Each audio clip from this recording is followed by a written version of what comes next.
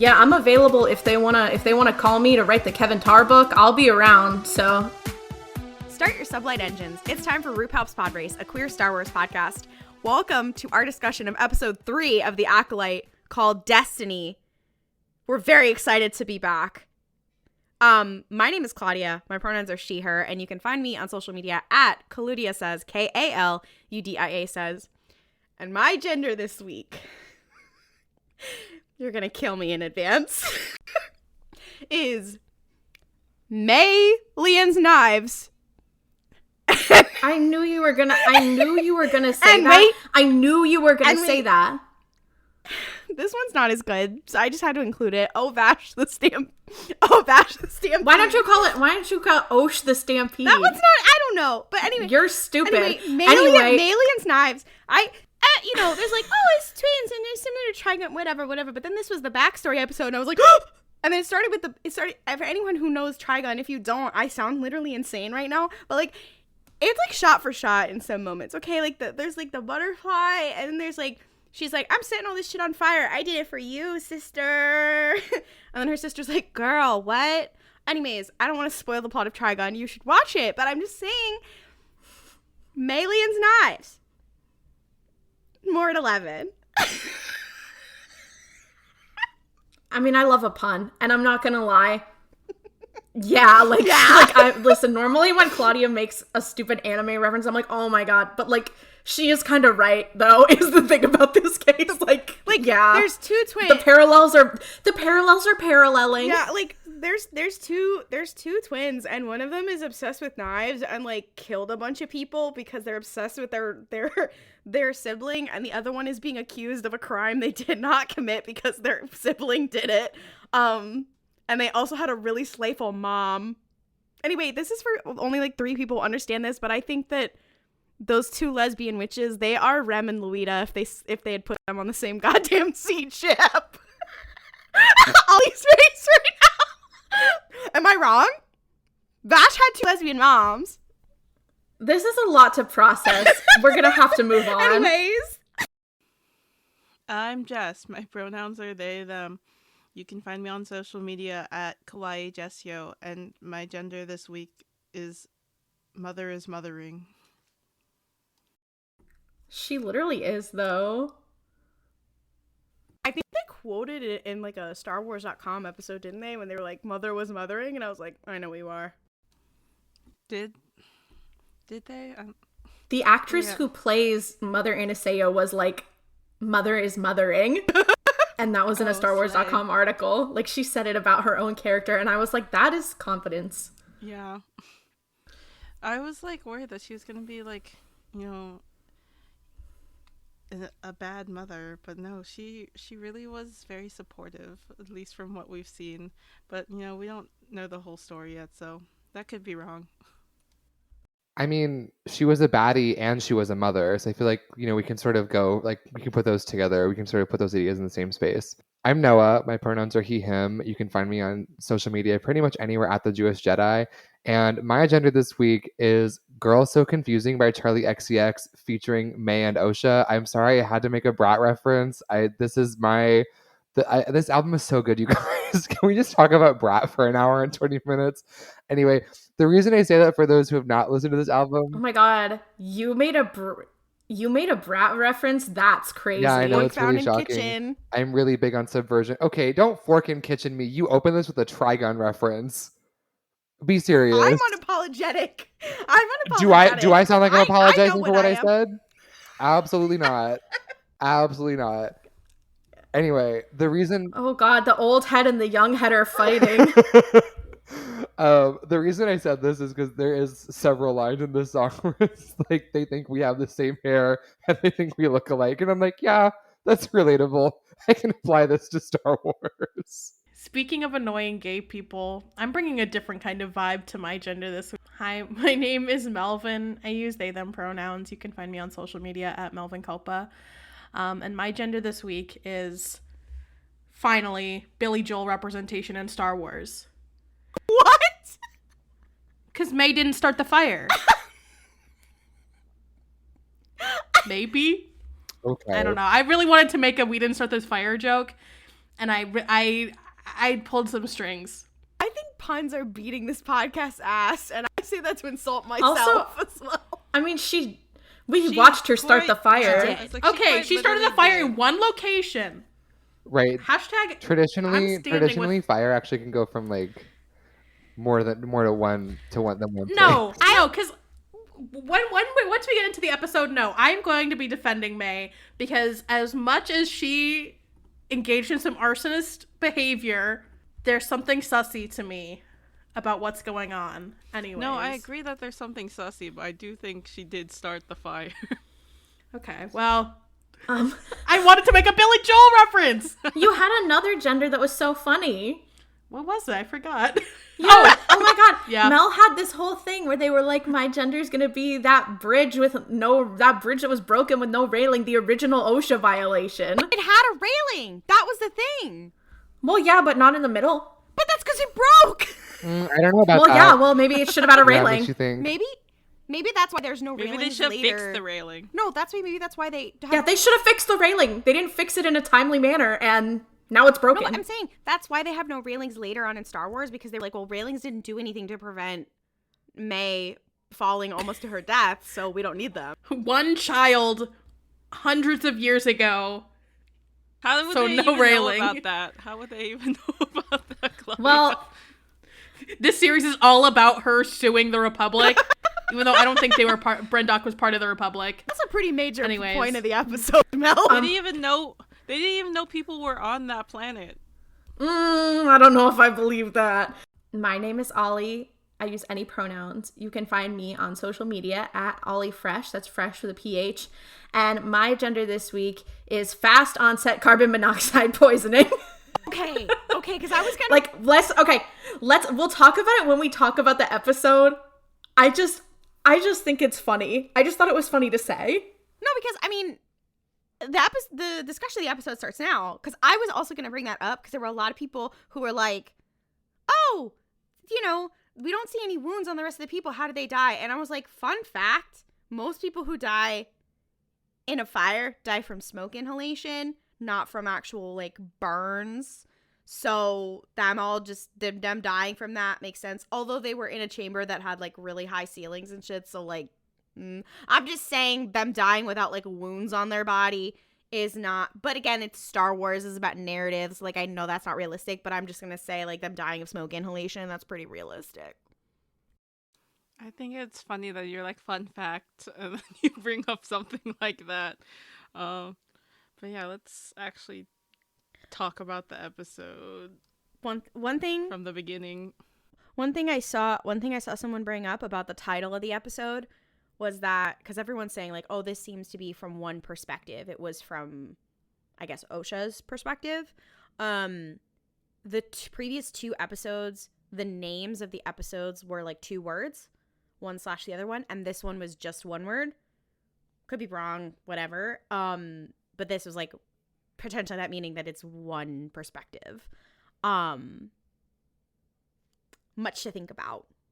I guess I thought the reason that it was one word was because this episode was kind of all about the I don't know, the coven wanting them to essentially be one. Yeah. And seeing them as one entity. Yeah. And when they used to be together. That's kind of how I took it as well. I thought like the slash title setting up like a dichotomy was to have them as opposed, but like this episode being about sort of like a divergence point for them where they are no longer considered one entity and like two people as one person. Yeah, I thought the Coven was fun. I would hang with them. I love that we have 2 canonical Virgin Marys in Star Wars. That's great. I think that if we can get a third, I'll be thrilled. Virgin?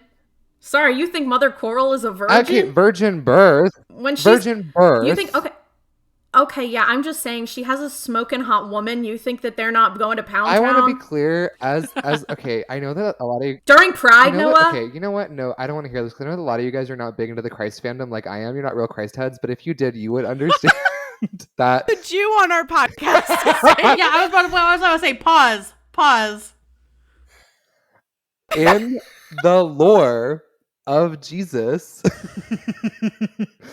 Not the lore of Jesus. If you read all the books. If you read the sequel, although I don't really like the sequels are kind of weird personally. Like, 'cause, like Disney took over. I mean, if you read the Disciple spinoffs, like those were really interesting. Oh my But God. anyway, no, I'm just saying. I said like Virgin Mary is in virgin birth. I am aware she's not a virgin. Okay, listen. I might be primarily into men, but I mean, whatever you want, like, I'll do it. I just have to butt in here and say I learned this recently about the term, because we will be talking about immaculate lesbian conception. The concept of the immaculate conception is not about the conception of Jesus, and it is a fight that's been happening in the Catholic Church for like years, and it came from like one pope like saying some shit in a mass that like wasn't correct. The immaculate conception. Our current pope is saying shit in mass, so we gotta pause. The for those who don't know, our current pope, whose native language is Spanish, by the way, said the equivalent word of the equivalent Italian word for the F slur, and it's really funny. But wait, Not once. twice. No, I have to say about the Immaculate Conception. Apparently, the Immaculate Conception is about the conception of Mary, not about the conception of Jesus. About the fight over whether her parents fucked or not, and whether if they fucked, if she is a vessel free of original sin for Jesus. That is the concept of the Immaculate Conception. And the reason that I learned about this was because, like, when you get to like the Stations of the Cross and like the various bullet points on the story of Jesus, the Immaculate Conception is a thing where there's a lot of art of it, because it was one of the few places where artists could like be creative about it, because there's no like what specifically happened. Did they fuck? Did they not? Who knows? So they could get a little conceptual with it. And that's why there's so many different like interpretations, because a lot of people couldn't read, so they had to get it from the art, but then the art was like kind of abstract. And that's also what came up with that's where we get the misconception about the Immaculate Conception. And then they got in a whole thing about whether or not Mary was a virgin or whatever, and they're like, Okay, Claudia, anyway, we have to talk about immaculate. Hold on, immaculate misconception. no, literally, that's what it is. Anyway, I want to point this out, and then we The can talk Bible about. fandom is crazy. I want to point this out, and then we can talk about Star Wars. I just think it's funny that you said our current pope as though you are on a podcast of 5 practicing devout Catholics. Who is our? I guess Yeah, I'm the who's only our? Catholic in the room. Me, who hasn't been to church since I was 12. Not true. There's someone else raised Catholic in the room. Earl. Melvin. I was raised Catholic. I literally and did Jess. confirmation and everything. I went to Catholic school, but that was it. Mel wasn't baptized though, so they're Yeah, going to I hell. Yeah, no one wanted to come to my baptism, so I didn't get I'll baptized. go back in time and go to your baptism. I'll go to your There we baptism, go. Mel. That's what I'm saying. Guys, can we stop trying to okay. get me baptized? Can I say something? Can I bring this conversation into somewhere productive? Something that I thought was super interesting about this episode was specifically the fact that Leslie Headland has confirmed that the Coven were not Night Sisters. Hashtag, just because there's a Zabrak does not mean that they're Night Sisters. Trust. Also, they've confirmed that she's a different kind of Zabrak. There's a Zabrak like her that's like in the Clone Wars episode. Like she's not a Dathomirian Zabrak. Yeah, she's a bounty hunter. Yeah. There was also a Jedi Zabrak in like the prequels. Like, granted, he gets killed by Palpatine. Yeah. Like, you know, There when were he got arrested. multiple. If people Yeah, read he had a baby. if people read Phase 2 of the High Republic, they would know that there are lots of different Force religions, and it's not just the Jedi and Dathomirian witches. So true. So true. Anyways, Rest in Something peace, that- Convocation of the Force. I think that's kind of tied to this episode, to be honest. But Anyway, I'll Mel. let Mel speak. something I thought was super interesting was just like how they were framed and then how the Jedi were framed, because I feel like throughout Star Wars, the Jedi are kind of portrayed as a pretty collectivist culture. But in this episode, it felt like they were almost weird. It felt like weirdly both individualistic, but also still in that collectivist realm, because on one hand, Soul is like, oh my gosh, like there will be people like you, Osha, if you come with the Jedi, and like you won't be alone, and you'll have like that community, but also because of the culture that she was coming from, having this such a strong concept of her and May being like these like infallibly like connected to / one entity. I just thought it was interesting. I think it's also really interesting because we come into this as one of the first times where we see a Jedi and, like, not necessarily interrogation, but a Jedi entrance where they are not our POV characters, or a character with them is not our POV character. Because I think that it's like when we've seen, I think a lot about in the Clone Wars when it was like Anakin, Obi-Wan, and Ahsoka would go to do something, and it's like they would have disagreements, but you would understand where they were coming from and like why they were having those disagreements because they're our POV characters. But in this, where we're seeing it from the perspective of a group of people who are very insular and very, like, not hanging with the Jedi, it's a very interesting, and this is something I was saying, is I'm like, this framing of this episode is going to beat a lot of people's asses, because I wonder how much, like, because the Jedi, when they came, it was like, oh, this is sketchy and shifty, but I wonder how much of that was just because of the perspective that we were watching this from, and because who the narrative aligns the watcher with in this story. Because I agree, I think we are going to get, like, a part 2, basically, of this episode that shows it from the other perspective, or, like, because another thing I noticed, and a lot of people online noticed this, is in the final scene when they're on the ship, Torben is all, like, fucked up, like, he has a big gash on his face and is all beat up. So it's clear that, like, something else happened that is going to be elucidated for us. I just think it's interesting, because I wonder what it will look like from the other perspective. And I know people are going to watch this and be like, wait, the Jedi are evil. And it's like, well, I'm willing to bet it's probably actually kind of a complicated situation, believe it or not. I think, like, bringing into what Mel said of, like, these two cultures are both sort of collectivist and that's sort of clashing, that was something I really liked. And I think I've just been liking about Leslie Headland and all of the writers, like, every episode, I feel like she, like, one-shots some sort of common argument about the Jedi or about something, and, like, and says it and does it with nuance. Like, I really appreciated that it wasn't just, okay, this is one side of the story, and then, like, okay, Jedi bad, and then these people good. It, like, and like, Mother Anastasia, like, says it or whatever. She's like, it's not really about that, whatever. It's like, there were good and bad parts to both of them, just in even this thing. And, like, there's a compassion and a nuance to this, and, like, that I really like and I really appreciate. And it brings me back to, like, all of the misunderstandings that people had about, like, religion when we talked about the Mandalorians, for instance, and how people don't understand what a fucking cult is. And, like, I was scared that, like, this group of witches, like, people would, like, be like, oh, this is, like, a cult or whatever. And, like, we saw through the episode that, like, they're not, and the Jedi aren't. I love that she was like, and we're gonna shut down the Jedi or child stealers thing right from the jump. I love how, like, both sides are treated with incredible amounts of compassion, and they are both, like, groups of people who are not similar to the rest of the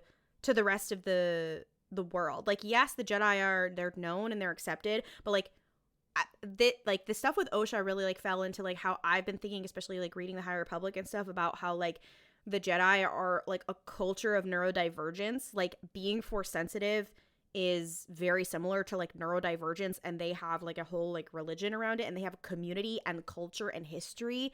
And of, like, we bring a kid here, and like, we kind of mention in this episode of, like, and a kid comes here because, like, they knew that I would be safer here, I'd be cared for here in a certain way.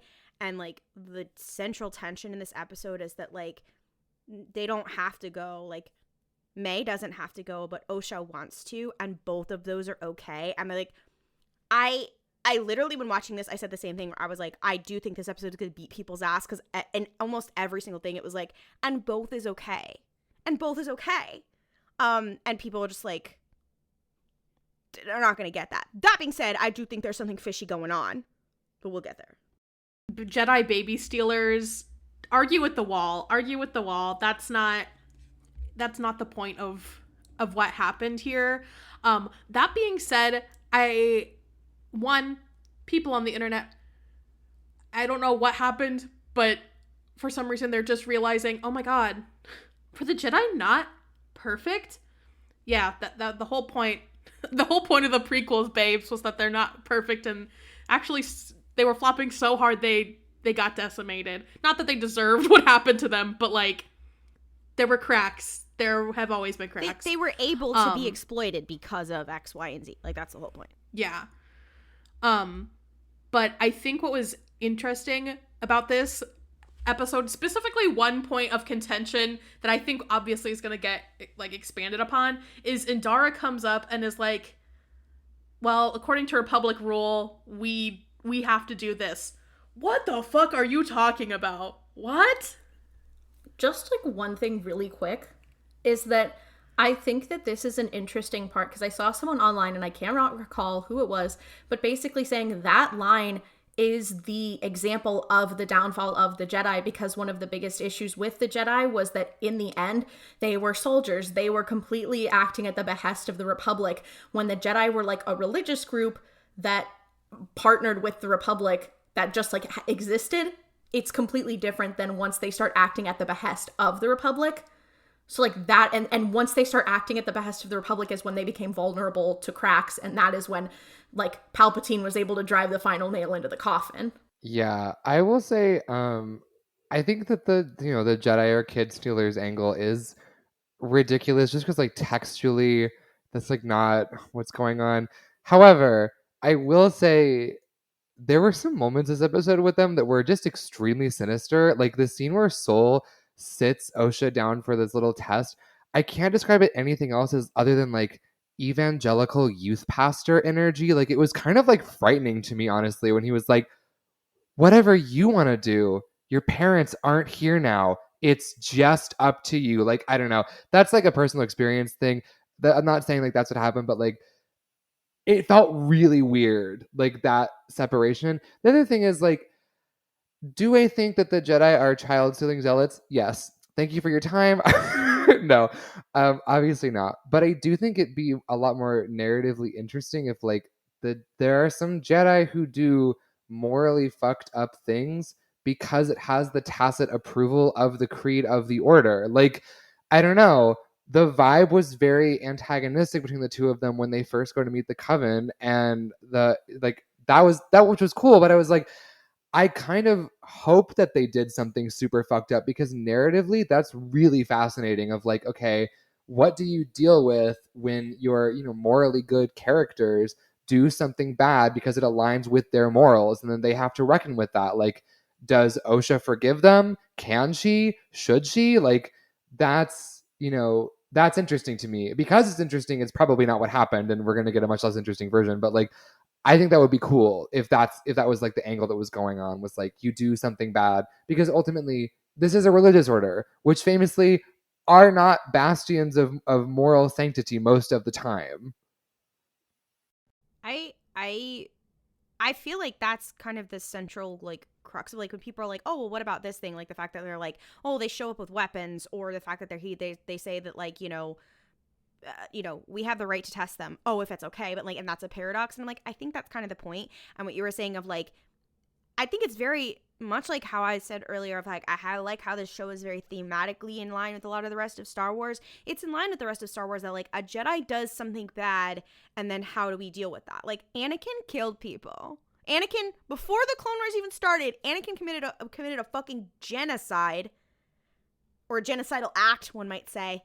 And then it's like, how do we deal with that? Or we talk about Elzar Mann, or we talk about whatever. And it's like, and how do we come back from that? Like, and I'm like, that is a central tension, a central thing in Star Wars. And people are like, what about this? What about that? And I'm like, well, that's what it's about. Also, I don't know if I agree with you about the evangelical thing, but I will say somebody who stitched me on TikTok said a really good thing about how they're like, a lot of people forget that like George Lucas based the Jedi off of badly off of Buddhism, and that like there are orders of Buddhist monks that are good or that are bad, or have sided with fascism or haven't, or whatever, in a way that like, and have integrated with the political elements of their society in different ways that like people forget when they try to compare it to like evangelical Christianity or things like that. That's just one thing I want to put in there. But yeah, I think like therein lies the thing. What Noah just said is like, therein lies the thing that I think Leslie wants us to look at, and I think that's why it's interesting. Yeah, also going off what you said, Noah, we again are kind of looking at this episode from what I'm assuming is how OSHA kind of remembers things. So definitely there could have been, because we don't know the full story about what happened there at the end.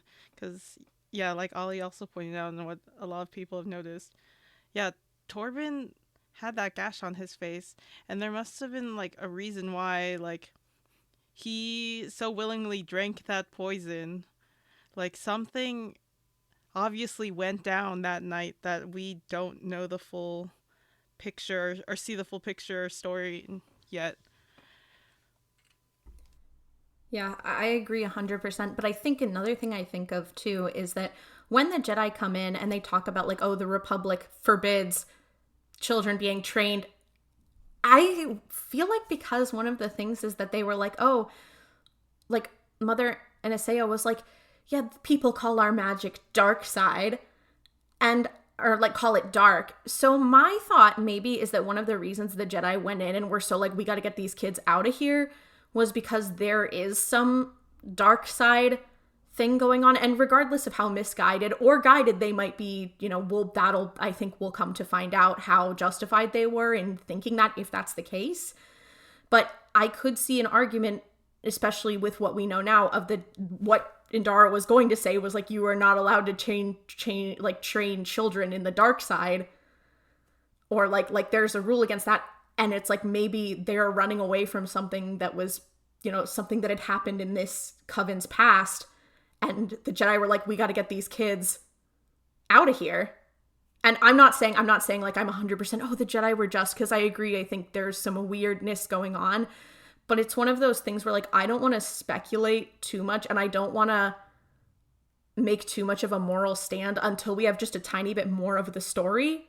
Because I do agree with everything that has been said so far, but I'm also curious to see, because again, I don't know if I feel like the Jedi would have just come in and said that, like, framed it the same way to any kid. I think it's specifically to these kids they framed it that way. This is one quick thing before Mel says it. I noticed that also in why would they bring 4 Jedi on a seeker mission? It's like they don't normally do that, and including a Padawan. That's something. It seems like something specific. Yeah, there's just a lot of suspicious things happening all here.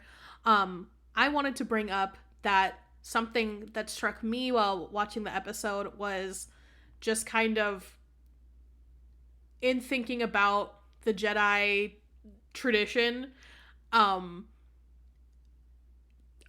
and May's whole backstory, immediately as soon as we got that Canon Lesbian Magic IVF, I was like, oh my gosh, this is just like the Chosen One prophecy, because the Chosen One prophecy says, well, first of all, okay, the whole Chosen One prophecy is ridiculous, and it's like, oh my gosh, this is so High Republic core, but it's only through the sacrifice of many Jedi will the Order cleanse the sin done to the nameless. Okay, that's the High Republic. The danger of the past is not in the past, but sleeps in an egg. When the egg cracks, it will threaten the galaxy entire. When the Force itself sickens, past and future must split and combine. A chosen one shall come, born of no father, and through him will ultimate balance and the Force be restored. So I feel like perhaps that could have something to do with why the Jedi were sussing out these specific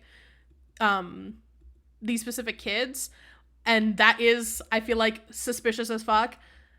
However, I'm trying to think what the logic could be before we're, you know, obviously given the information needed. Not to like get too into like theories or anything, I think I don't know if it's Mother Coral who does it. I don't think if it's very specific who did it, but whenever one of them used the Force to like take over Torben's body, shout out to the supernatural black eyes. I was like, hello. Stop. I thought the same thing. Also, it was Mother Anastasia doing it. It was Mother Anastasia who did it? Okay. So I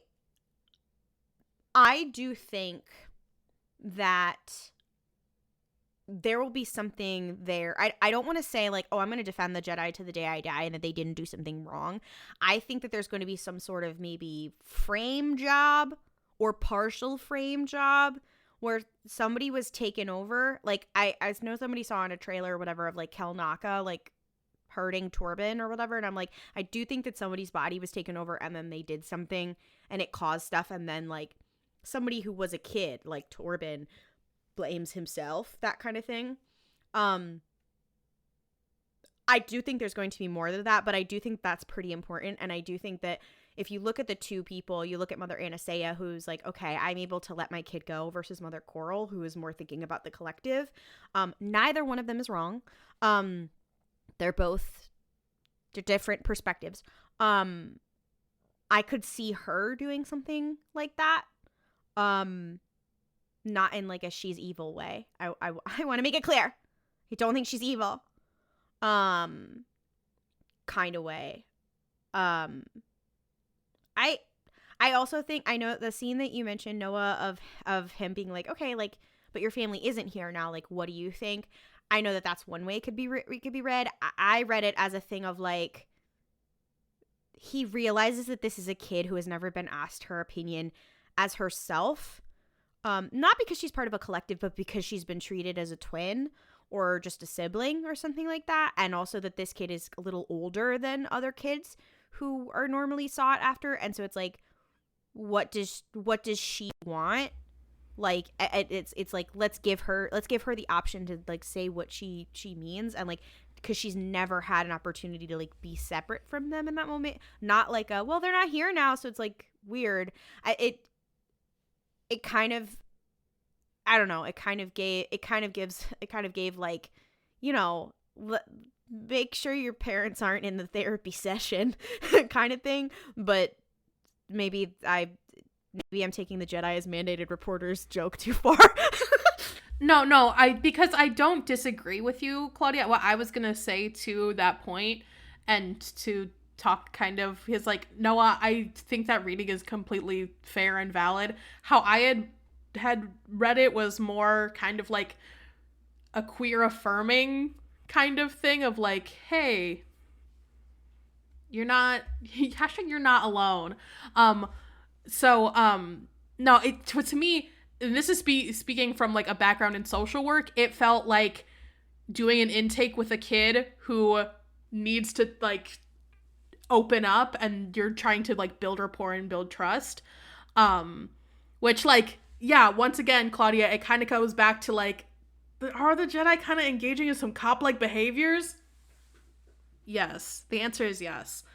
But it's all very gray. I mean, to be clear, my readings and things don't have to be like fair or balanced. Like, you can say that they're stupid because they may be. I'm fine with that.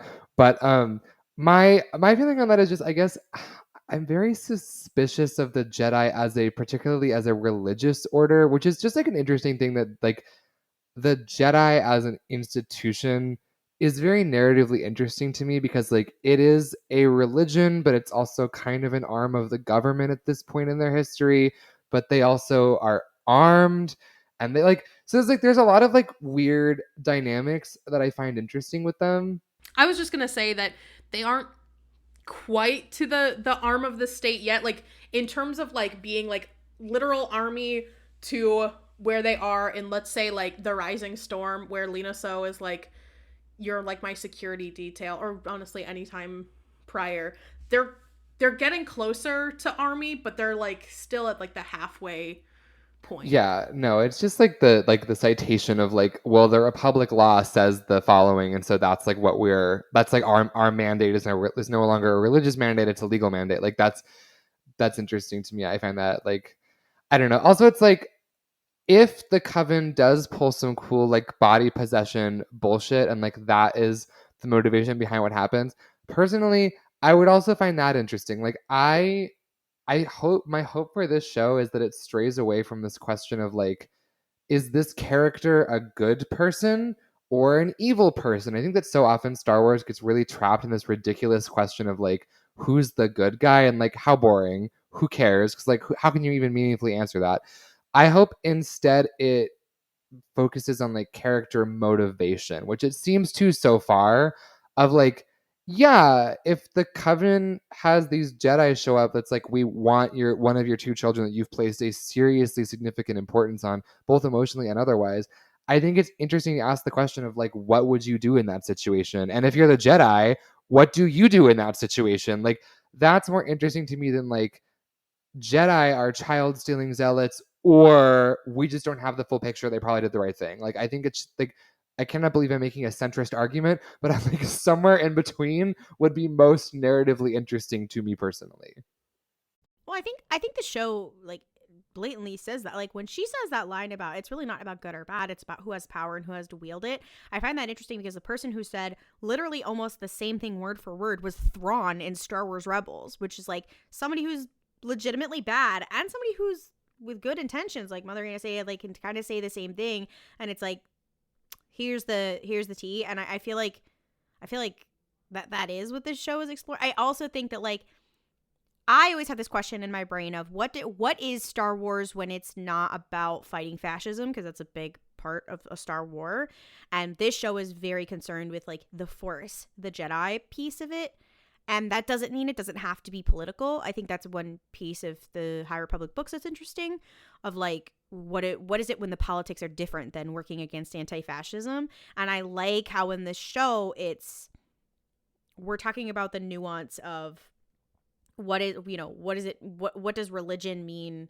What does religion mean tied with politics, tied with your community, whatever. I also think like Mel was mentioning like how do they go from we work with the Republic sometimes we're an army, sometimes we're not, to we are full on the generals of the Republic's army in the Clone Wars. I think one piece of that is also that like they're far more invested in these like local conflicts in the past than they are like like on their own. Like they're interested on their own because they have like local Jedi temples and they are residents and part of those communities, so they are mediators and they are interested in those communities, less for the Republic and like law keep, like, you know, not peacekeeping, like what is it called, less for like keeping the Republic's laws and more for like we're keeping quote unquote the balance of the Force in our own community. And then as they retracted from the galaxy, by the time of the Clone Wars, we get to they're being sent out on missions to do the Republic's bidding rather than to help their own community or whatever. And then you have more Jedi who get sent in, whatever the fuck. And I find that quite interesting. Anyways, I love local temples. I think we should have them more. Also, do you think Osha's BTS tattoo is a sign of the fact that the Jedi are going to become army? Like, do we think that's anything? The Grand Army of the Republic?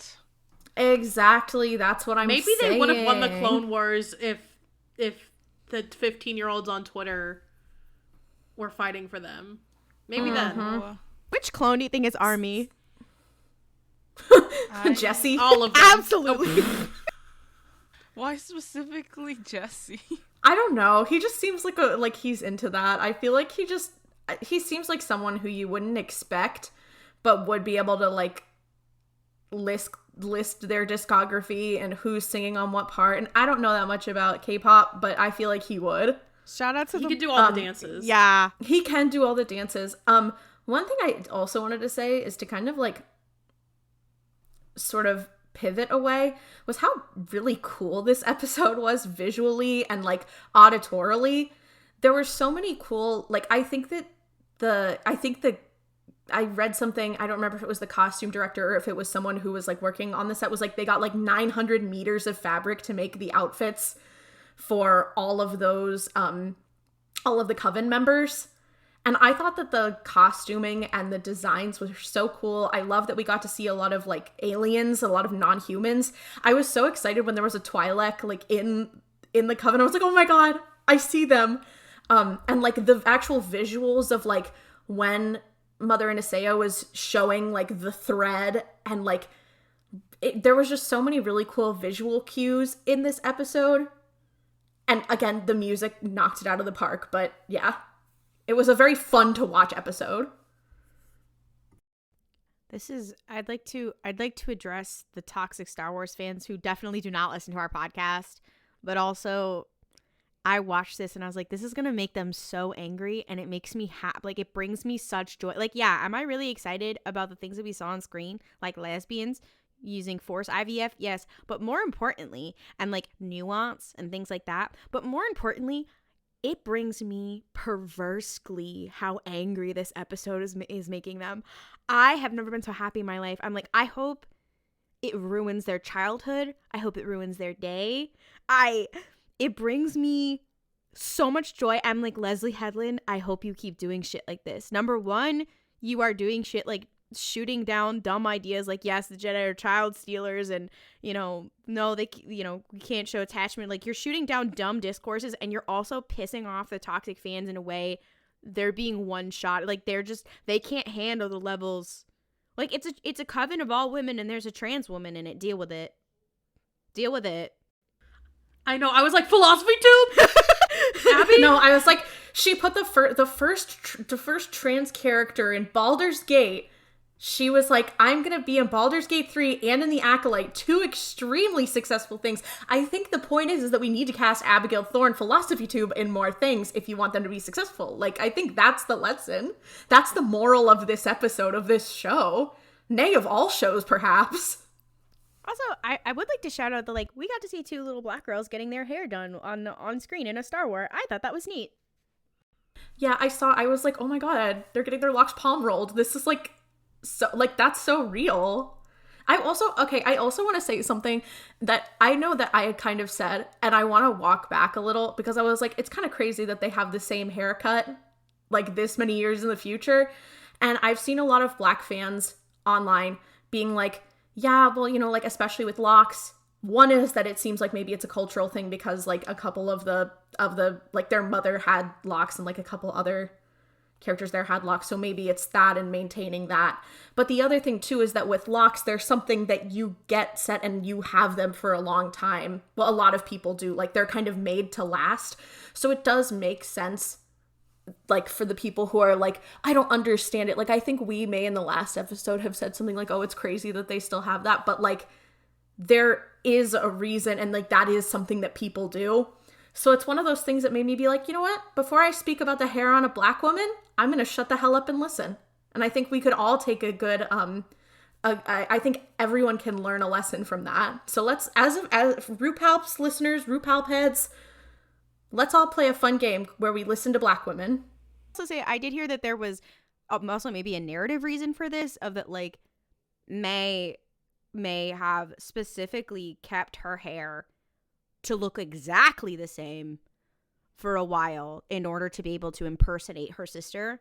I do think that there will be some sort of business with her being like her real and valid feelings over whatever the fuck happened will be manipulated over time, a la that the Sith do, or people emulating the Sith,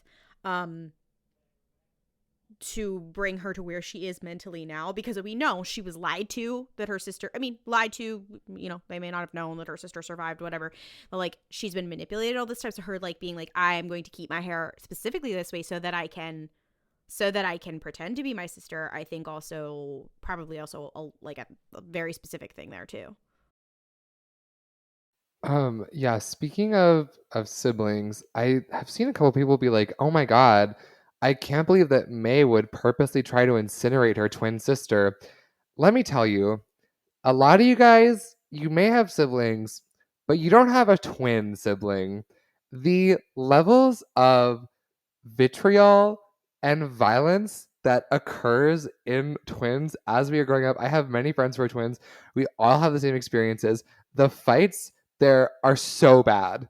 Like, I think it's like only comparable if like if you were a girl who had an older sister and you were like genuinely trying to like beat her to death. Like, because so I as longtime fans of this channel may recall that I have a twin brother who's a minute younger than I am, Die. The fights that he and I got into in childhood, this is like a little lore about me. I have a piece of graphite permanently embedded in my index finger from when he stabbed me with a pencil when we were like, I think we were fully like 12 years old. Like we were way too old to be doing that. So when May is like, I am going to kill you, and then light something on fire to incinerate her own sibling, I was like, I mean, I've been there. Yeah, like I get it, you know? I I can't even remember what I was gonna say before that, just because Noah's story. I did want to hear Noah's like perspective on like the whole twin sibling thing. Let's check in with our twin expert. Yeah, our twin expert Noah. But no, wait, no, I remember now. It was about Claudia. You saying like May keeping her hair that way, maybe to like impersonate her sister, but like May fully didn't know that Osha was alive. Yeah, because the end of episode 2, she was like, oh, she like surprised that she was still like alive, and Soul telling her too like Osha's alive. Yeah. I think that you could let's retcon what Claudia said. I think rather than saying that she was doing that intentionally, I think that's just like because she's holding this resentment in her heart that her other half got that she's perhaps kept that hairstyle to honor her or to That's true. The other thing I wanted to bring up is not just that like twins want to kill each other. It is very, again, in line with Star Wars and its themes of love as possession, a kind of thing. If you see Anakin, you see anybody of like, there are different kinds of ways to love. And ironically enough, Temptation of the Force did a great job with this. Shout out to Tessa Gratton. But like of different kinds of love for different people in your life, and how there are some people who express that in a way that is possessive. So like May doesn't want her to leave so much to the point that she's willing to fucking kill her. Granted, siblings, but also that like I'm like, yeah, that's pretty on brand for what, someone like Anakin or whatever did, whatever. Like he loved Padme so much that he almost fucking killed her. Like with that kind of thing. I'm like, people are surprised about that. I'm like, that's pretty on brand for Star Wars. Yeah. It very much reminds me of something you, Claudia, said in our last episode, was that like this show, it does a really good job of alluding to things and having like references to like themes in Star Wars. So it feels very Star Wars, and it feels very much like it respects the universe that it's working in without it having to focus too much on like Easter eggs or like, oh, did you notice this cool thing? But it has that too, but it's not too beholden to that. It's beholden to the themes and the stories and what people like Star Wars for, because you can say, oh, I like Star Wars because they have cool swords. I like Star Wars because they're in space. I like Star Wars because of all these unique planets and all that stuff. And sure, that's a big thing. But one of the reasons people like Star Wars is that it's ultimately a family story, and that it is about different types of attachment and different types of relationships, which I guess you could say about like, any piece of media. But this specifically, I think, falls into that because the universe that it takes place in is so expansive and is so different. And there are rules about attachment, and that's a very core aspect of Star Wars from day one. I think that it's like, this is a perfect encapsulation, and it's a perfect continuation, spiritual successor to that story, like to Anakin and Padme, and to, any character who struggled with that attachment, Jedi or otherwise. I think it's a very good callback in a way that doesn't feel so self-referential. That's something I've really been enjoying about this show. My final thought about this was that I really enjoyed this episode. I love an episode where we get like flashbacks with just like context, which is such a basic thing to say, but I loved it. I also loved how they decided to make everyone look 16 years ago. I'm talking specifically with the Jedi Squad. They're like, okay, Carrie-Anne Moss bangs, Soul bangs, Kanaka, whatever he got going on, Torben, well, he looks like a 15-year-old. he looks like an old man with young person makeup. And what I specifically really wanted to say, and I almost my gender this week, but it was the thing that tickled me the most this episode, and I was like, oh my gosh. It was that there was a point, I think it's like when Soul meets Osha for the first time, and he just like makes like this face, he makes a smile, and I was like, oh my god, if this came out 10 years ago, the amount of edits I would see on tumblr.com with a flower crown on that motherfucker's head. I was like, you are Dan Howell. You are not safe from the Dan Howell-ification. You're not safe. The wig. Hi. Real Dan and Phil fans remember. Oh, Fannies remember. You think I mean one thing by that, but I actually mean two things. Let's proceed. Anyway, so I guess like final thoughts for me. I liked this episode frankly better than the first two. I have to admit the first two I was like, okay, it's a show that I watched. I didn't have like many thoughts about it. I found this to be engaging. I like the direction of the show a lot. I think like one thing I didn't bring up is like, I think Ollie talked about this, was like visually it's really just nice to look at. I want to give kudos where they are due. There were a number of shots in this episode where the characters were in the dark, but I could still see all of the characters. This is a big deal for television in the 2020s that we get to have that. So I really appreciated that it was well directed. I liked the acting. I did think, who's the Zabrak? What is her name? Mother Coral. Yeah. There was like a 3 or 4 minute period of time when she first came on screen where I fully was like, that is Charlize Theron, and I was like convinced that that's who she was. But then I was like, surely not, and she's not Charlize Theron. But like I kept mentally referring to her as Charlize for the rest of the episode while I was watching it, and I was like, oh my god, Charlize Theron is gonna kill that guy. That's so. I don't know. I hope we see more of that from perhaps a different perspective, because well, anyway, I thought it was good. I'm excited to see the next one. I enjoyed it. I think that I always appreciate like a flashback or like a context providing episode. I feel like I can say pretty conclusively they aren't usually my favorite. This one was really enjoyable though, and one thing I do want to highlight is the actress who played both of the girls were really both good, but the actress who played young Osha blew my socks off. Like I was really impressed not only with like the actual acting chops themselves, but also how much it did feel like this was a child version of the character that Amandla is playing as an adult. Like, I can totally see the line. And another thing I think was interesting was that Amandla did an interview where they were talking about developing 2 separate personalities for these characters, and was saying, like, oh, May's a little bit more femme, and, like, Osha's a little bit more mask. And you could see that, like, in their costuming, in the way they behaved, in the way that they almost, like, followed social convention. Like, it's a really interesting way how that carried over to these children and how that is being played up in the show. Like, I just really like the attention to detail with these characters. And I thought it was, I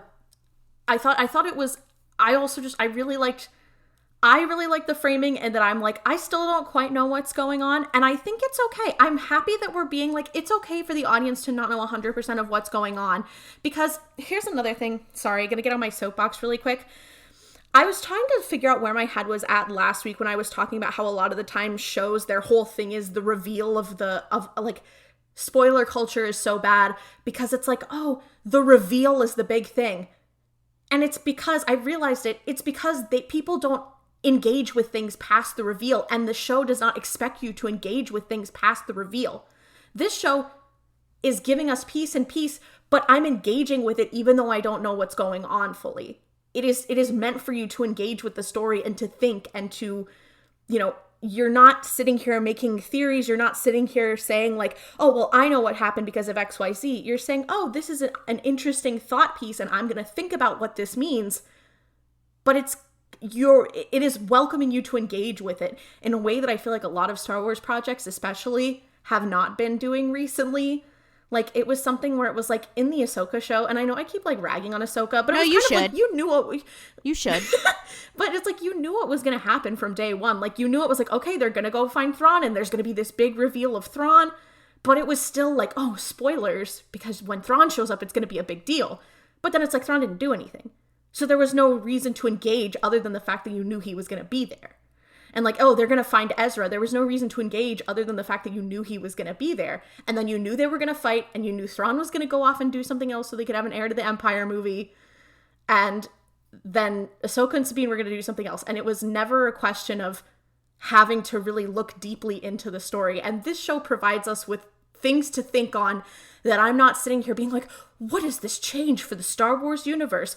What's the spoiler? Like, oh, no, I don't want to be spoiled for what's going to happen. Like, I'm excited to find out what's going to happen. And if I get it spoiled for me, I'll be excited to see how it falls into place, you know? It's not going to ruin the experience. Anyway, sorry. No, because I was literally going to say that I was thinking about Ollie's point last week of like, it's stopping that mystery box shit in its tracks, because we're like, all right, and we're getting to the thing that we're all talking about. We're getting to it in the 3rd episode, and we still have things to talk about. Don't worry. We're not like info dumping on you, whatever. And I'm like, thank God we're not stringing this along. Thank God. But also we're just giving the girls a little bit of a tease, one might say. It's very similar to the strengths that I think we talked about in the show of Andor. Was like, I know, even if I know what's gonna happen, because you know what happens in Andor. We all know how that ends. We all know what happens. I'm excited to see how they got there, and I think that's a part of it. Anyway, my final thoughts are, when you take a lesbian who grew up reading Star Wars books and you let her make a Star Wars TV show, a meal was made. A whole goddamn meal. Let's keep doing that, Star Wars. Thank you. My final thoughts are, yeah, I'm enjoying it. Like what Ollie and Claudia were saying about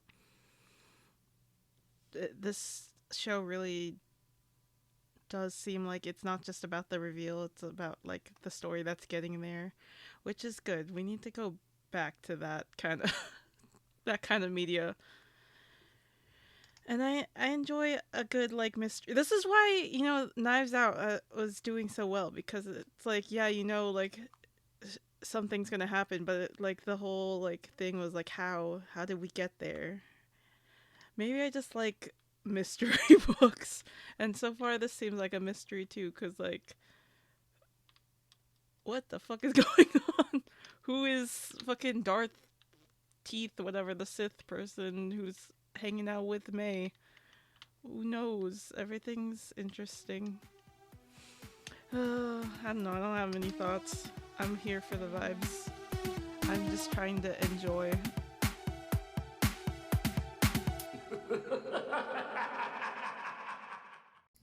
Hey there, dear listener. It's Mel in post.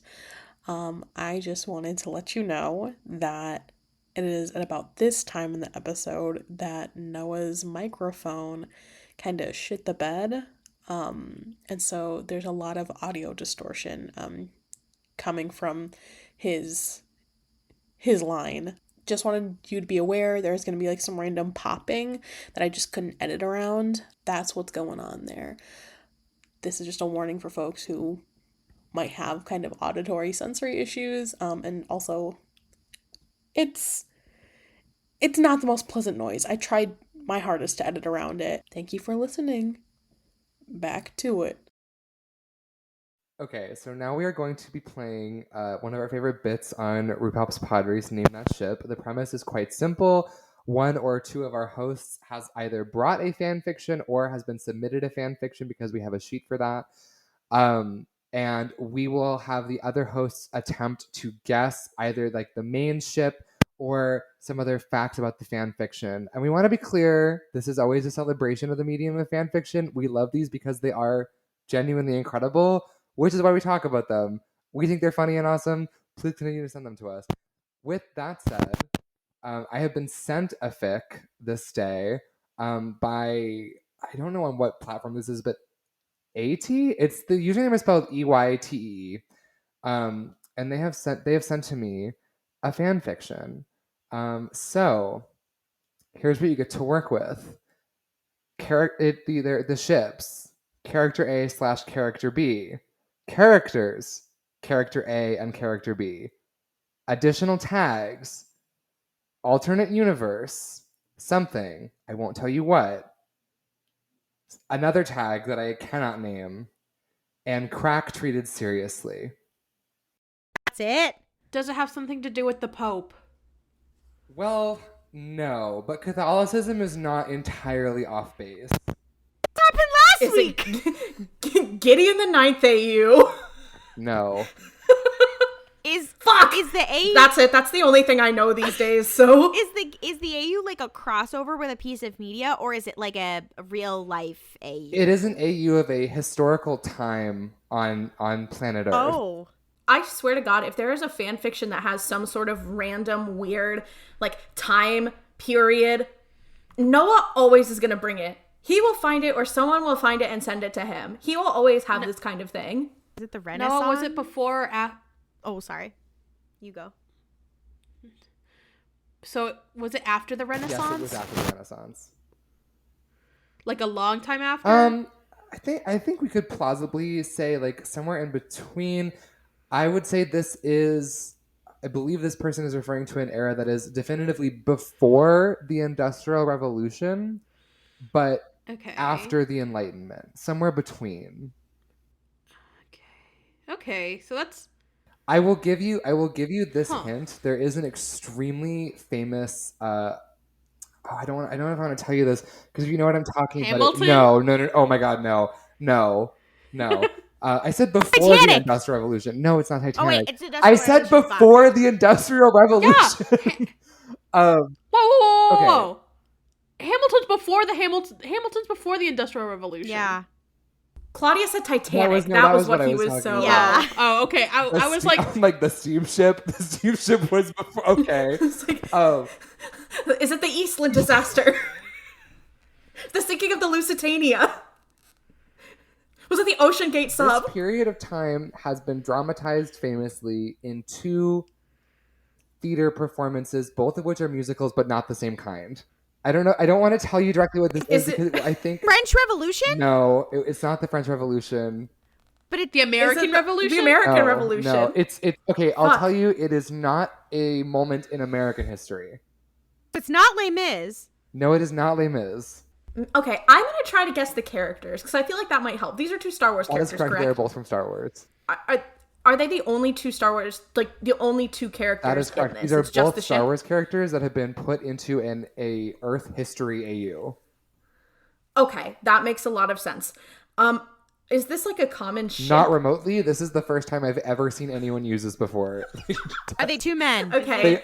They are 2 men. Is it a member of the Bad Batch? It is not a member of the Bad Batch. Fuck. Is it a Jedi? No. A clone? No, it is not a clone. Is this a character from Star Wars Rebels? No. Original trilogy. Not original trilogy. Is it a character from the sequels? One of the character B is from the sequels. Only one character character's from A the is sequels? not from the sequels. Is this a character from a completely different section of Star Wars timelines? Technically, yes. Are they long-lived? So Are they like long-lived? So I like don't- they I would don't- have been alive no. in the sequels? No, these characters... it's Vernestra Rose / Kylo No. Ren. I will tell you, these characters canonically cannot interact. There's this character A is dead before character B is ever born. So just sort of keep that in mind as you guess. Qui-Gon. No. Oh, you said no Jedi. Fuck. Correct. This is not a But Jedi. are they Force sensitive? You said no Jedi, but No, they are they're not. Force I sensitive. don't think so. God, am I a fake Star Wars fan? No, they're Is it Hux? Hux is character B. God damn it. Right, Hux okay. is character B. Jango Fett. Okay. This is No. always- Is it a character from the prequels or the Clone Wars? Both. This character appears in both. So this is someone who's been... Is it Chancellor Valorum? Yes, that's correct. No, that is not. That is not. Stop. Chancellor Valorum / Hux is kind of crazy. Masamita. I wish it. Oh my God, Moss. I would. Oh my god. Oh my god! I wish it Moss. was Anita. It Was is this not. okay? Was this a character who we see their death, or it's just Yes, implied that we they have absolutely died? see their death. Rush Clovis. No. No, We they were don't in the- see Rush Clovis Clovis. does- They were in. do? Yeah, we do. Oh, can I confess something, guys? Are you about to say you never finished season 6 of the Clone Wars? Not that I didn't finish it. I just didn't watch that shit. I was like, I don't give a fuck anyways. Wait, did you see Fives get killed? Yeah. That was in season 6. Yeah, but I just didn't see Rush Clovis get Oh, killed. you just I didn't skipped it. So true. Yeah, I did not give a fuck. You didn't miss I Sorry. don't much. even remember Clovis dying. It wasn't very I'm well like written. amazed that you guys haven't gotten this yet. To be totally honest, like Is it a character Okay, we is talk this- about all is- the time? I don't know. Oh, is it No, Padme? it's a man. Oh, it's a man! First of all, It's a I said it man. was, Oh, I said it was, yeah. okay. Well, I'm sorry that you guys don't appreciate Padme's T-guy swag. Fuck you. I He's was a Tarkin. I was gonna say Jar Jar, but that's not possible because he is alive in the sequel era. Bounty Hunter. No. Are they human? Boba Fett. No, we didn't see his death. I'm so stupid. Jango Fett. We I already that said no, it's not Jango We Fett. said no. Not, Oh, sorry, I wasn't not here. technically human, no. Not technically human? Technically human. Is it a droid? Kind of. Is it a cyborg? Valance? It is a cyborg. It is not Valance. Fuck, what is that person's like name? Anakin. It's not Vader. Cyborg. Nope. Are we stupid? we now? dumb? I Are we can't lie to stupid? you guys a little bit, yeah. Why am I struggling with this? There is literally like 3PO's not a cyborg. there is one cybernetic character in Star Wars who is Echo. who is both in the Clone Wars and the prequels and dies on screen in a big way. Am I dumb? Does he die in the movies? Is it Maul? It's not Maul. He does die in a movie though. He says, okay, dies in a movie. Not Maul? Is it in a prequel movie? Is it Dooku? No. It's a cyborg. Holy shit. I thought I forgot if Dooku. I thought maybe Dooku had like robot legs that I forgot about for a second. That's why he's so tall. I was like, oh, this is Okay. 2 minutes. We've been here for a year. Who is it? No one. No. We have to guess this. We have to guess this. Okay, so it's a man who's a cyborg who was in the Clone Wars and the prequels and dies in the prequels, and it's not Jango And it's Fett. not Maul. He's not a cyborg. Is it not? And it's not Darth Maul. It's not Darth Maul. Okay, I feel like Cyborg might have misled you because while that is technically what he is, like in the that is like what this character is. He is a cyborg. I don't think you would think of him as one. Is this a character who who had some sort of accident and has a prosthetic? I don't know his backstory. It's Like, not is- a prosthesis. Like it's not a prosthesis. Is it Grievous? Yes, it's General Grievous. Holy shit! Oh This my has been God. I am- years. We aren't even done because Are we haven't guys? guessed the years. Okay, wait, guys, Grievous / Hux. Yes. The only ship and only 2 characters in the entire fanfiction are Grievous and Hux. Wait, we still didn't What guess are what they fucking doing? time period it is. That's correct. You So is still it- have so to it's guess a- the AU. So it's a specific, like, is it like a war or like a revolution? No, okay. It is an event which occurred. I'm trying to think about how to phrase this because technically speaking, right, the AU is a time period. I feel like you could guess that you Okay. could get a little bit closer to this because also the main feature of this AU is a major historical period of that setting, of that era. Oh my god. Does anyone know anything about opera in here? I don't want to reference opera, but I do. Why was I like Bridgerton? That's probably that's actually not a lot closer to it. If you're Victorian? thinking- Is it Yes, Victorian? Yes, the historical time Oh! period is the Victorian era. Okay. Victorian era Hux / Grievous? However, there is one tag you have yet to guess, and that is because I don't know. I'm trying to think about how I could get you guys to guess this because It's like a major event that happened in the it Victorian isn't. era. It is a major. It is a major event. It is. Waterloo? No, it's not a. It's not a battle. It's like. I'm just gonna give it to you because I genuinely can't conceptualize like how No, I would. no, phrase this I with a wanna serious guess question. it. Okay, but okay, if you know what the musical Rent is based on, I think you might. Labo Labo M? Yes, this is this is a What the this fuck? is a tuberculosis and Grievous fan fiction. What? No, because you know what? Grievous does have big tuberculosis You know what's energy. crazy? He's that not kind the of one makes with sense. tuberculosis. It's Hux. Hux has consumption. That's fucking obscene. That's ridiculous. That is ridiculous. I need to read this ASAP. Please, God, send it to me. This is a fan fiction. This is a fan fiction where General Hux, who is in a committed relationship with General Grievous, dies of consumption. That is the plot. Okay, the person who wrote this, your mind is so fucking big. Wow. I'm obsessed with you. I am bringing you our next fic today. It was submitted to us by a listener who is anonymous. Okay. So this is character A/character B, and then character B/character C. And then it's just those three characters. The tags.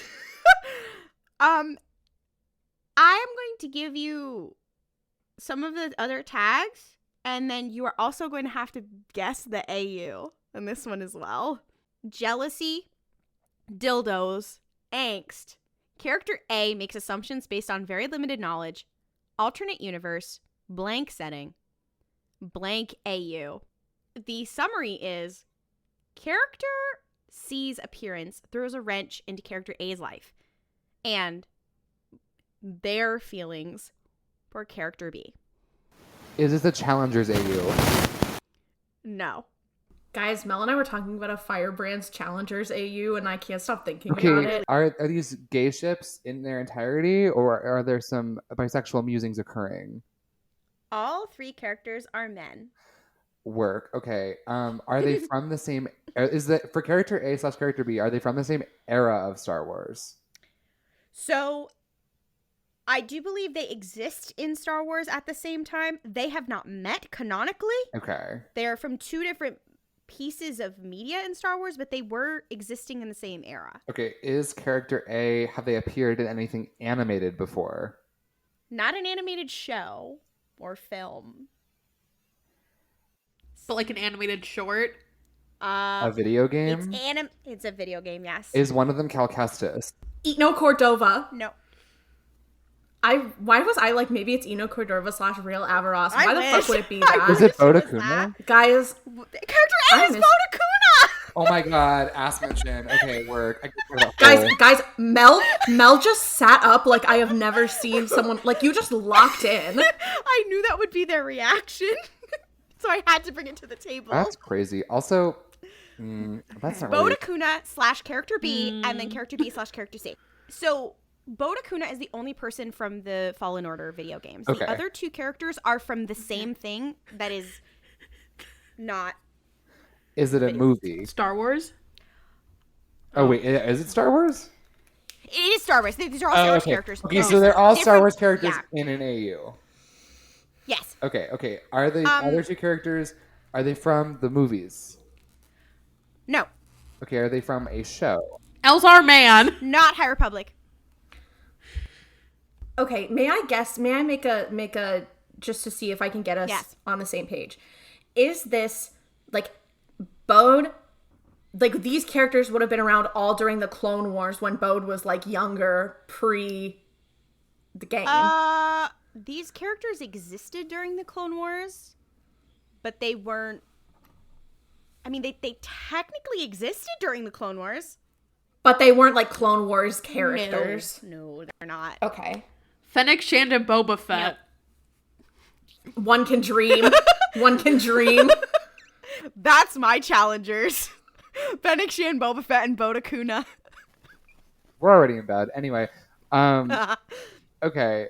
So, I'm just gonna just for I guess posterity's sake, is it General Grievous? Is one of them General Grievous? No.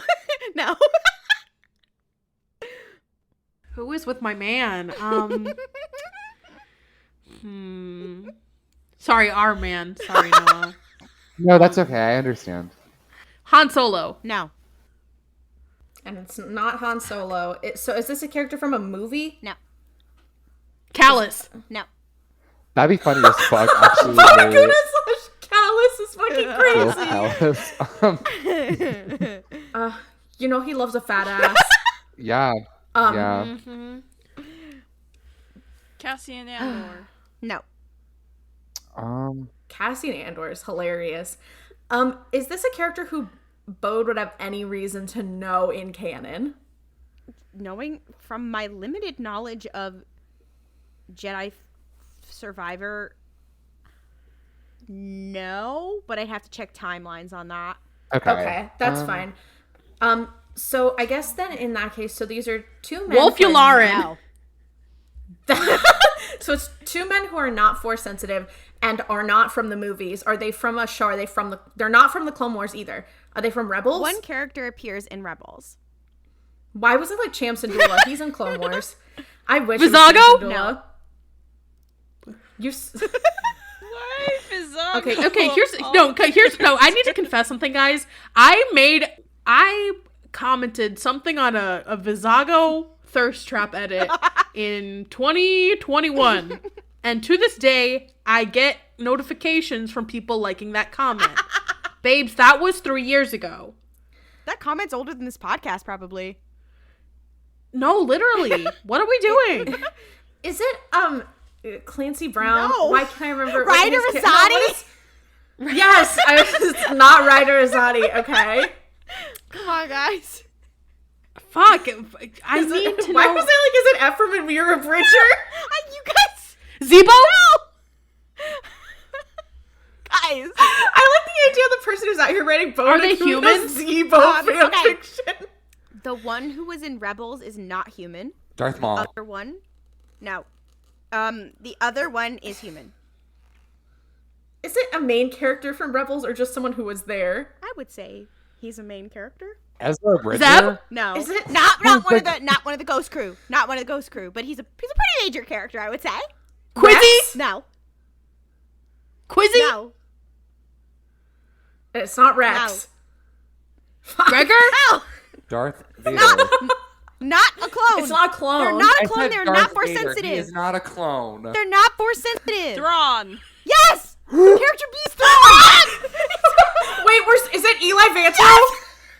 It's Bonakuna / Thrawn and Thrawn / Eli. Guys, I think we're losing our edge. Throne? We're fucking stupid. Wait, let's have a guess the AU. Guys, I just want to say, I'm really good at naming that chip. You guys need to pick up the fucking slack. Wait, you I guys... guessed Thrawn, so Yeah, that's true. Okay, wait. You guys haven't guessed the AU. The Titanic. Oh, fuck me. Is it the Titanic? Are they on that ship? No. It is Name not... that ship. Why was I like Ozempic? It is not a... That's why Thrawn's cheekbones look like that. It is not a Ozempic does historical... one, motherfucker. It is not a historical AU. Coffee shop AU. I will say it is a commonly popular modern AU. Mob boss. Coffee shop No. AU. Flower shop tattoo artist and other guy. No. Power shop tattoo artist and a secret third thing. War criminal on the run. Enemies to lovers romantasy slow burn. No. United States it's- president? it's- Question mark. It's a modern sort of thing, so it wouldn't be fantasy. Okay. Reagan administration, enemies to There's one of lovers. them bar AU where the Thrawn and Eli are like, we like your vibe.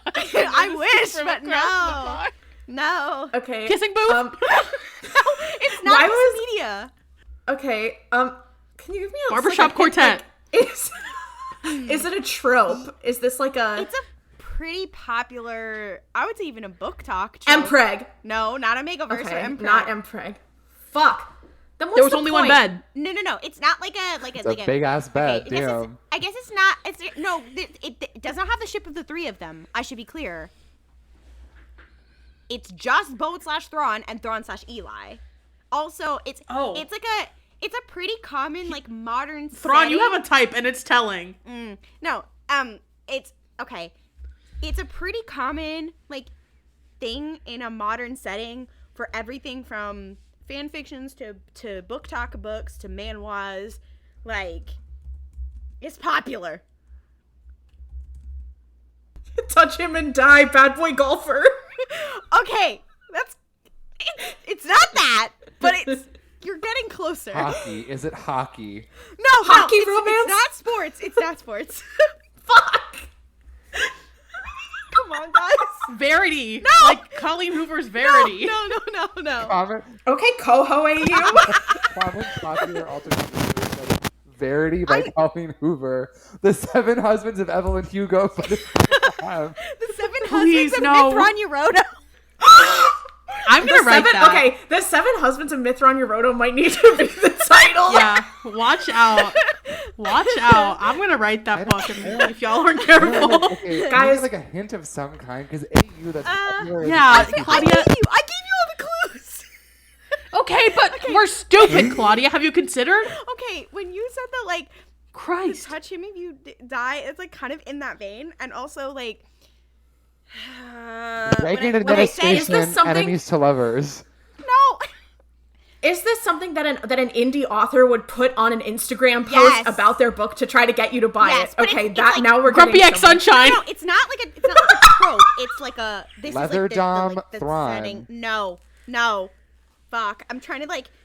Bad boy psychiatrist. Well, okay, I would say it's in the like bad boy. It's in the bad boy dark-ish romance modern area. Oh, is this like? Can you is tell us this what like- letter? What letter It's is called this? letter? No, is this like a 50 Shades of Grey situation where it's like? No. like okay. Maybe involves a profession, an illicit one, mayhaps. Teacher student. No. Mafia strip club. AU. What? Mafia AU. Yes, thank you. I knew Jess would get it. I said Mandalus. Literally said that before ago. I was like, is this mafia? And you're like, you did not. No. What did you say? I said mob boss. I said mob boss, and you were like, no. The fic is called An Old Friend. It is part of a series called Inked and Spilled Blood. It is a Mafia AU, Bo Dakuna / Thrawn / Eli. Eli Vanto's appearance throws a wrench into Bode's life and his feelings for Thrawn. Also, I believe Thrawn is the mafia boss. Thrawn is, and Bode is his employee. I believe, because it starts with Bode stepped into his boss's bedroom, as he'd done on many previous evenings. Whore. And Thrawn was sitting against the headboard of his bed, book in hand. It kind of eats. Like, I kind of want to read it. We need to form a support group for Thrawn's ex-boyfriends who used to like serve under him. We need to work on that. I feel like he's collecting them. Yeah. Anyways, thank you so much for joining us this week for RuPalps Pod Race and our now weekly coverage of The Acolyte. Keep an eye on your podcatcher of choice for new episodes every week. Very exciting. If you want updates, Star Wars news, more cursed shit, you can follow us on social media. That's Twitter, that's Tumblr, that's TikTok, that's Instagram, at RuPalps Pod Race. If you want to ask us a question, you can send it to our Tumblr Ask Box or email us at RuPalpsPodRace@gmail.com. If you really love the show, and you haven't already, and if you really haven't already, why haven't you? Please rate and review it on Apple Podcasts, Spotify. Leave a comment on our YouTube channel. It really helps. And also tell a friend, like an MLM. It really helps. Also, we are raising money for a family to escape Gaza. We'll be doing it through Pride Month, all through our Acolyte coverage, whatever. That link to that GoFundMe is in our show notes. Donate, share it around, free Palestine, etc. And may the force be with you. And don't kriff it up. Waka waka. Waka waka. Waka waka.